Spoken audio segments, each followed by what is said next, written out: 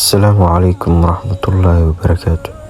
Maanta waxaan ka hadli doonaa mucjisada Qur'aanka iyo sayniska taasoo ku saabsan shinnida.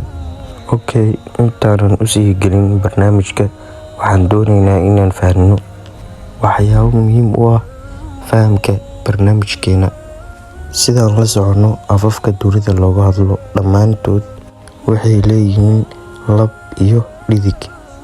Carabigana waxaa loo yaqaanaa mu'annath iyo mudakir. Sidoo kale Ingiriishkan waxaa loo yaqaanaa masculine iyo feminine. Haddaan si kale u yiraahdana nin iyo naag.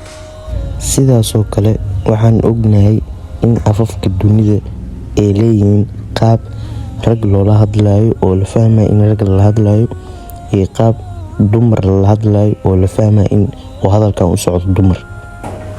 Haddaan tusaale ku siiyo, wuxuu cabayaa biyo. Waxay muujinaysaa hadda jumladaas in loola hadlo hadalka in loo wado rag. Haddana sidoo kale waxay cabaysaa biyo. Hadda jumladan waxay sheegaysaa haddana in dumar loola hadlo. Haddaba kusoo dhawow mucjisooyinka Qur'aanka.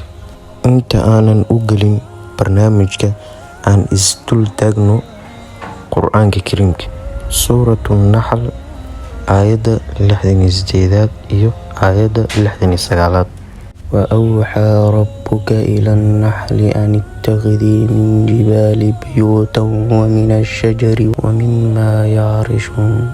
Rabbigaaga waxa uu waxyooday shinnida isagoo leh ka samayso guryo, buuraha, geedaha iyo waxa ay tagaanba. ثم كلي من كل ثمرات فاسلكي سبل ربك ذللا يخرج من بطونها شراب مختلف ألوانه فيه شفاء للناس إن في ذلك لآية قوم يتفكرون. dabadeedna ka cun miraha oo dhan, qaadne oo mar jidka Rabbigaaga kaaga yeelay sida sahalka ah. Adiga shinnida ah, caloosheeda waxaa ka soo baxa sharaab oo caafimaad ugu jiro dadka.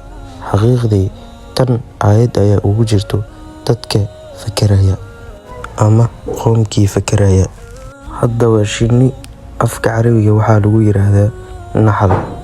Marka ma cadaynayso in waxaan ay yihiin lab iyo dhidig. Sidaasoo kale afkeena Soomaaliga, shinni ma kala saarayso lab iyo dhidig. Laakiin Alle weyne shinnida wuxuu kula hadlay qaab loola hadlo haweenka ama dhidiga. Bal aan isdul taagno arrinkaas. Ittaqidii ka samayso ama ka yeelo waxay muujinaysaa in la hadlayo dhidig, oo Alle weyne ma odhan ittaqid ka yeelo. Sidoo kale Alle weyne wuxuu yiri kul, oo la macno tahay cun. Laakiin wuxuu Qur'aankiisa Kariimka ku cadeeyay inuu yiri kulii, oo muujinaysa in lala hadlayo wax dhidig ah. Sidaasoo kale Alle ma odhan usluk, oo macnaheedu tahay gili. Tusaale Suuratul Qasas aayadda 32. Alle weyne marka uu la hadlayay Muuse calayhi salaam wuxuu yiri usluk yadig, geli gacantaada goshaada. Alle weyne taas beddelkeeda shinnida wuxuu u adeegsaday uslukii, oo muujinayso in lala hadlayo wax dhidig ah. Sidaasoo kale Eebbe ma odhan hu, ee wuxuu yiri haa, oo macnaheedu tahay fii butuuniha, ayada caloosheeda. Qur'aanku wuxuu cadeeyay gaaguurka ay shinnidu dhisto inay dhisaan wax dhidig ah ama shinnida naagta ah, halka shinnida ragga ah ay hawshiisa xadidan tahay oo wuxuu qabtaa keliya waa uu bacrimiyaa shinnida dhidiga ah. Waxaa xataa la sheegay in markuu bacrimiyo oo horga geeriyoodo iyo inuu cuno malabka. Haddaba iyadoo arrintaas laga duulayo ayaa gaaladii saynisyahanada waxay baareen Qur'aanka ayagoo bal raadinaya inuu hadalka Ilaahay subxaanahu wa tacaala uu nusqan yahay, balse Ilaahay waa uu ka nasahan yahay waxyaabahaas.